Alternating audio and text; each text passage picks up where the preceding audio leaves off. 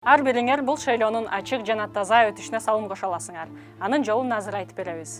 Биз буга чейин 4 шайлоо менен 2 референдумга байкоо жүргүздүк.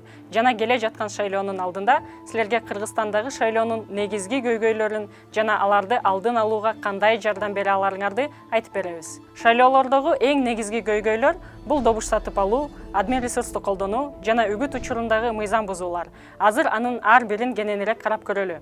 Добуш сатып алуу эң кеңири жайылган мыйзам бузуулардын бири. Аны менен күрөшүү абдан маанилүү. Кандай көрүнүштөр добуш сатып алуу болуп эсептелет? Эгер сизге акча же азык-түлүктү берүүнү, бекер же жеңилдетилген шарттарда жолдорду оңдоп, балдар ойноочу аянтчаларды куруп берүүнү сунушташса, мунун баары мыйзам бузуу болуп эсептелет. Бул добуш сатып алуу. Эгерде сиз шайлоо башталгандан жыйынтыгы чыкканга чейинки аралыкта талапкерлер, алардын туугандары же өкүлдөрү кайрымдуулук менен алектенип жатканын байкасаңыз, бул көрүнүштү видеого тартып алуу зарыл. Анткени бул дагы мыйзам бузуу. Көпчүлүк учурларда добушуңузду сатууну үй же квартал башчылары суранышат. Алар өздөрүнүн ыйгарым укуктарына таянып, белгилүү бир талапкерлерге добуш берүүнү өтүнүп, акча сунушташып, кээде жашоочуларга басым да көрсөтүшөт. Эгер сиз мындай көрүнүшкө туш болсоңуз, алардын мындай ишин жасоого укуктары жок экенин билиңиз. Добуш сатып алуу дайыма эле акча берүү аркылуу ишке ашпайт. Мисалы, партия же талапкердин сиздин подъездиңизде ремонт жүргүзүп, балдар ойноочу аянтчаны куруп берүүнү сунуштаганы да добуш сатып алуу болуп эсептелет. Мындай иштер үй башчылары аркылуу гана эмес, башка адамдар тарабынан да жасалышы мүмкүн.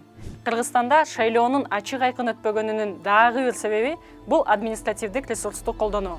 Админ ресурсту колдонуу бул жетекчинин кол алдындагы кызматкерлерге белгилүү бир партия же талапкерге добуш берүүсүн өтүнүү же мажбурлоосу. Мисалы, мектеп директорунун мугалимдерден кайсы бир партия же талапкерге колдоо көрсөтүүсүн өтүнүү жана баш ийбегендерди кызматтан бошотуу менен коркутуу. Мындай нерсе бүткүл өлкөдө, баардык тармактарда болууда. Эң эле коркунучтуусу, биз андай көрүнүштү күнүмдүк нерсе катары кабыл алып, нормалдуу деп эсептейбиз. Эгерде сиз ушундай көрүнүшкө күбө болуп же мындай көрүнүштүн курмандыгы болсоңуз, анда алардын мыйзам бузуп жатканын жана ал үчүн жоопко тартылаарын сөзсүз түрдө эскертиңиз. Үгүт учурунда эмнелер мыйзам бузуу болуп эсептелет? Баардык мамлекеттик кызматкерлер, шайлоо комиссиясынын мүчөлөрү, имамдар, чиркөө кызматкерлери, кайрымдуулук менен алектенген уюмдун өкүлдөрү жана 18 жашка жете элек балдар үгүт жүргүзө алышпайт. Мечит, чиркөө, башка диний аймактардын, түрмө жана ушуга окшош башка камак жайларында, бала бакча, мектеп ооруканалардын ичинде жана жанында үгүт жүргүзүүгө болбойт. Ал эми үгүт материалдарына өзгөчө көңүл буруу керек. Бул жерде дагы эки нерсеге кароо керек. Биринчиси, үгүт материалдар кайсыл жерге илинген. Аларды эстеликтерге, мечит жана чиркөөлөргө, музей, шайлоо участкаларына, бактарга жана бадалдарга илүүгө же жайгаштырууга тыюу салынат. Экинчиси, бул үгүт материалдарынын мазмуну. Үгүт материалдарында төмөнкү маалыматтар камтылышы керек.